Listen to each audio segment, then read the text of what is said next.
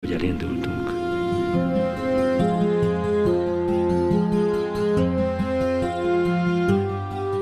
Lajos otthagyta párizsi bohém jóvilágát. Lerakta fotomasináját, egy kemenesaljai faluba költözött. Kettészkedik, szőlőt művel a Sághegyen, és adja tovább Kárpát-medence szerte mindazt a tudományt, amit az elmúlt évtizedekben összegyűjtött. Kemenes alja az gyakorlatilag síkterep, amiből 3 vulkán emelkedik ki. A hozzájuk tartozó szellemi rend vagy küldetés úgy áll föl, ha megnézed a térképen, mint az iskolai vonalzó, a hosszú oldalú vonalzó, a derékszögű vonalzó, csak kicsit hosszabb, a Pantheon aranymetszésében van pontosan a görög templomok aranymetszésében. Az alsó sarka, a derékszög alsó sarka az a Kiscsomlyó, a hosszú sarka az a Nagysomló, a felső sarka az pedig, ha talpára tesszük ezt a derékszögű vonalzót, az pedig a Ság. A Sághegy az szaturnuszi terület, ahol most állunk, szaturnuszi terület. A szaturnuszi minőséget a legtöbb ember nem tudja, a ma embere nem tudja se felfogni, se érzékelni, de mégis a tudat alatt menekül tőle.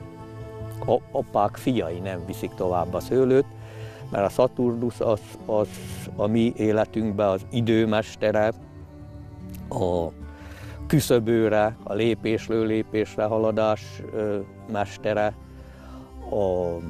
az önelszámoltatás, szaturnuszi minőség, mit tarthatsz meg, amit létrehoztál az életben, mi az, ami nulla, kénytelen elszámolni, ezért ma embere ide nem eljön.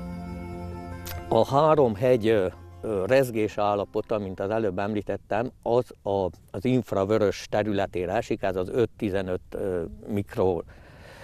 mikrométer közti terület, ami a legéltetőbb hullámhossz a Föld nevű bolygón.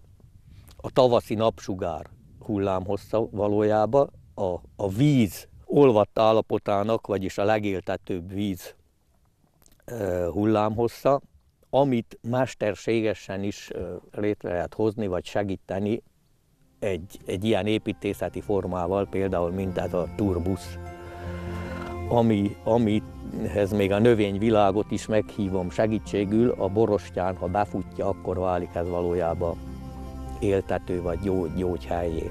Hogy az egész jelen pillanatban rám bízott területet én így próbálom berendezni, hogy kártszerű, szőlős kárt legyen.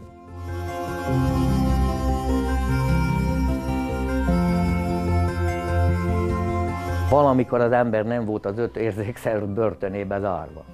Szép lassan bezártuk magunkat, főleg amit úgy hívnak, hogy a felvilágosodás kora, onnan kezdve nem a villany kapcsolódott föl, hanem egyre sötétebb lett, és valaha az ember nem volt bezárva az 5 érzékszerv börtönébe, hanem 12, és akkor 11 szépen lepusztultunk az 5 érzékszerv szintjére, ami gyakorlatilag egy börtön.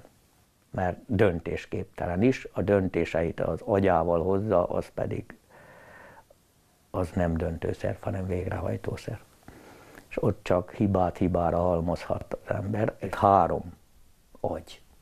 A fejünkben lévő, a szívecske és a zsigeri agy. Ha együtt tudjuk működtetni, akkor a belső hangot, az első megérzés, a belső hang, vagy az első gondolat maga biztos követése, amit nem írsz fölül, mert mikor a szívecskét mondanád csak az előbbi példával, hogy mikor kell hazajönnöd neked Párizsból, ha az agyamra hallgatok, akkor nem jövök haza.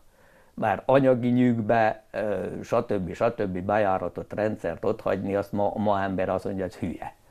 Nem? És a szívecske megmondja, hogy menni kell haza.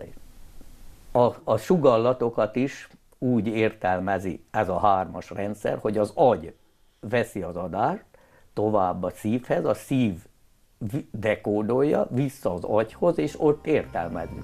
Nagyon kevesen mernek az első megérzésre, vagyis a belső hangra. a valós énjének belső hangjára hagyatkozva azt követni. Fölülírják intellektus. Valamennyire képességeimet is odáig fejlesztettem, vagy úgy lehet mondani az előbb emlegetett gondolatmenetben, hogy az 5 érzékszer börtönéből valamilyen szinten illene mindenkinek kiszabadulni, én valamennyire ki vagyok szabadulva. És például a magas rendű hely, vagy nagyon alacsony rendű hely, lebutított helyet azon nyomban megérzek, hogy itt mi a gond. És viszonylag rövid időn belül át is látom, hogy mitől jó és mitől nem jó. Ennek egy része mérhető, egy része nem mérhető. Én nem igen használok eszközöket. És te hogy gondolod, neked sikerült valamit ebből a természetközeliségből megszeretni? Hát én a természetközeliséget azt mindig is nagyon szerettem, tehát mi Budapesten is úgy éltünk, hogy mindig kirándultunk, eveztünk, tehát hogy Duna mellett voltunk, tehát de az más, hát szóval az más. Hát ilyen földművelésféle dolgokat nem, nagyon nem. Tehát nekünk a családunkban se volt igazából senki. Tehát még így nagyszülők se voltak úgy földhöz kötődve. Úgyhogy hát nem tudom.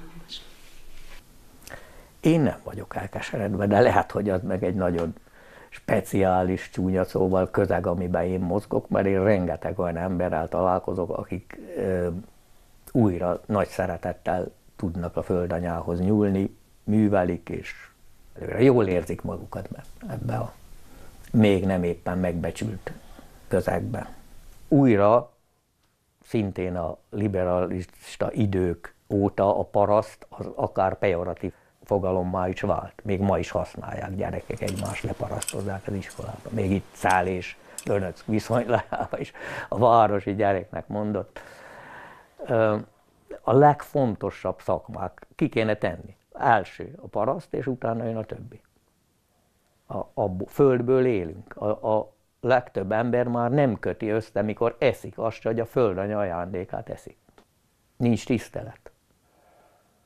Az ételt is úgy kéne enni a tányérból, a tányér és a kert között nagyon rövid kéne legyen az út, és a tányérból ki kell tudni olvasni a teremtő személyre szabott szerelmes levelét minden nap. Na, ettől igen messze vagyunk. Naponta a számodra írt szerelmes levelet ki kell olvasni a leveses tányérból. Nagy tisztelettel. Az a fajta paraszti kultúra, vagy az a hagyomány, az eltűnt, az biztos. Hogy aztán az ilyen utolsó mohikánok, vagy bölények át tudják-e azt adni még? Mindenképpen korszakváltást élünk, úgyhogy egy lebukó, menthetetlen kor megy a semmibe, mert már nem tudjuk, hogy tömegember abszolút nem föl se fogja, hogy mi történik vele. Ez lejárt, mint a vekkeróra, és teljes új értékrend mellett lehet élni. A fiatalok előtt van a legnagyobb teher, vagy nincs is más út, 3 lehetőség van egy fiatal előtt. Bál kukacnak a még piros almába, vagy teljes más utakat keres, és a harmadik, még akit néha tisztelek is, de félreértés ne legyen, nincs más lehetőség a harmadik, mint drogos lesz, és alkoholista, és vergődik a semmibe. Ez a 3 út van. Szabadság az ma jeszemmel, itt 62 éves öreg rockerként azt mondhatom, a szabadság annak az amerikai félreértése, meg a nyugatról jött félreértése, az semmi, az egy megfoghatatlan humbug, meg a jakobinus változata. A szabadság az akkor szabadság, mikor lemondasz róla, és beállsz szolgálni. A teremtő munkatársaként beállsz szolgálni. Önként és dalolva. Hát igen, én már régen megfogalmaztam magamnak, hogy nem az a szabad, aki azt csinál, amit akar, hanem az a szabad, akivel azt csinálnak, amit akarnak, és ez őt nem billenti ki a az egyensúlyából.